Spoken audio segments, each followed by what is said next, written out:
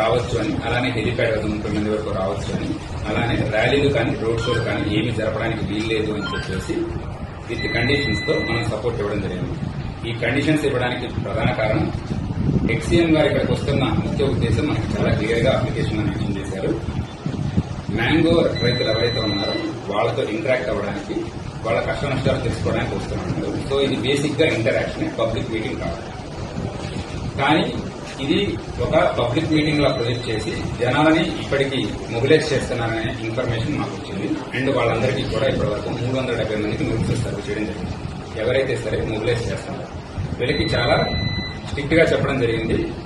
Previous incidents ని దృష్టిలో పెట్టుకుని మాత్రమే.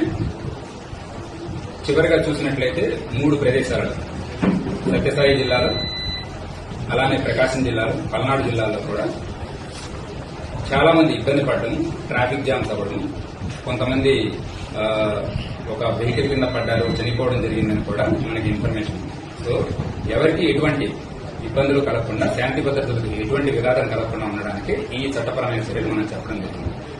సో వాలంటరీగా ఎవరన్నా వస్తారన్నా కూడా మనం రిస్ట్రిక్షన్స్ చెప్పేస్తున్నాం. దయచేసి ఎవరూ రావద్దు. ఇది కేవలం ఒక మార్కెట్ యార్డ్ లో జరిగే ఇంటరాక్షన్ మాత్రమే. ఇది ఎటువంటి పబ్లిక్ మీటింగ్ కాదు. కానీ ఇప్పటి వరకు నిన్నటి నుంచి ఇంత చెప్పినా కూడా కొంతమంది మొబిలైజ్ చేస్తున్నారని చెప్పారు. వాళ్ళకి అపార్ట్ ఫ్రమ్ నోటీసెస్ వాళ్ళు కనుక నిజంగా మొబిలైజ్ చేస్తే ఇక్కడికి వచ్చిన తర్వాత సాక్ష్యాధారాలతో సహా వాళ్ళ మీద కేసులు రిజిస్టర్ చేయడం జరుగుతుంది. అది రౌడీ షీట్స్ ఓపెన్ చేయడం కూడా జరుగుతుంది.